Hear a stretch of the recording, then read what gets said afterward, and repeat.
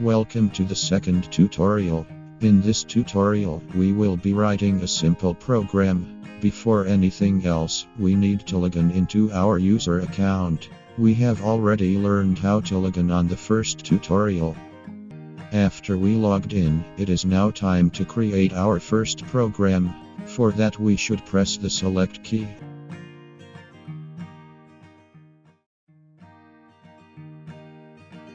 Now we have to choose the create option by simply pressing the F2 key. We are now asked to type the name that we want for our program. I will write my own name using the uppercase letters. Okay, this actually sounds to me like the best choice possible. What a great name! After typing the program name, we press enter and here we are. Now, for editing our recently created program, we should press the F3 key. For the option edit, we can record the position and orientation of the tool center point, also known as TCP. For saving the TCP first position, we should press the F1 key for the point option and then press enter.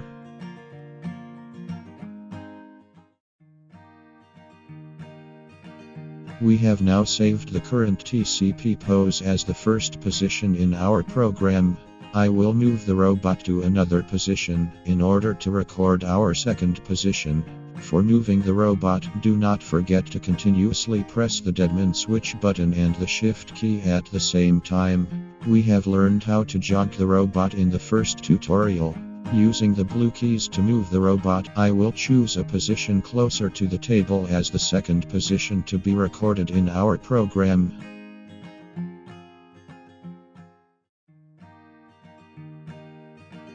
Now, I will create a third point where the gripper will actually grab the object on the table. This will be the point where we will order the robot to close its gripper.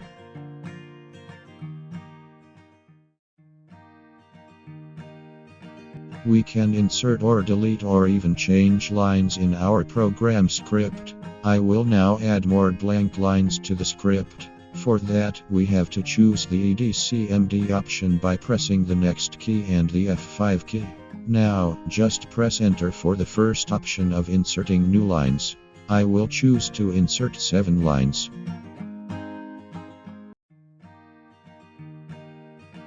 For grabbing the object, press the F1 key for choosing inst, then choose the 6th option with the name call and then call program on the first option. Now we can see the list of all the programs. The hand close is a macro program, so you should press the F2 key for seeing all the available macros. We should select the hand close option and press enter. We can already run the program to see if the robot will behave as it is expected. For executing the program, we need to move the cursor until the line where we want to start. In this case, I will move the cursor to the first line of the program so that the robot executes all the script. For running, we have to press and hold deadman switch button and the shift key simultaneously, and then press the forward key just to start. The forward key just need to be pressed once. As we can see, so far so good. At this stage, the robot will pick up the object. I will now define 2 more points. One is just to lift the object out of the table, and the last point will be the point where the robot will drop the object. Do not forget, every time you want to move the robot, you must be pressing the deadman switch and the shift key, otherwise, you won't be able to move it. Another tip is that each position will be recorded on the selected script line. Because of this, you should always select the line where you want to record the TCP position before actually saving it. Now, for the final script line of our program, we want the robot to release the object. For that, I will call the open hand macro instruction. Press the next key, then F1, then move right using the arrows to the second page of instruction menu. On this second page, select the sixth option with the name macro. Press enter and you will see both open hand and close hand macro instruction.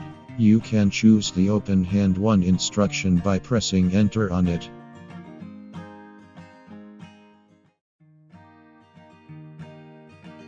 Now, let's execute all the script from the beginning until the end to ensure that the robot will go through every steps. Move the cursor to the first line. While holding the deadman switch and the shift key, press the forward key.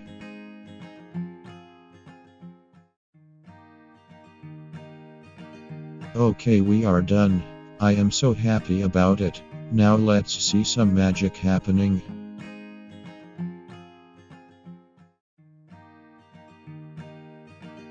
Look, the robot just picked that red cube up, and then it dropped the red cube at the exact point where it was supposed to.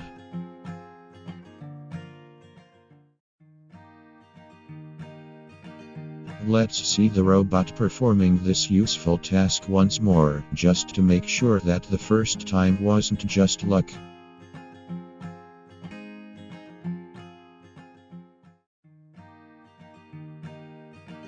Perfect. Just like we planned.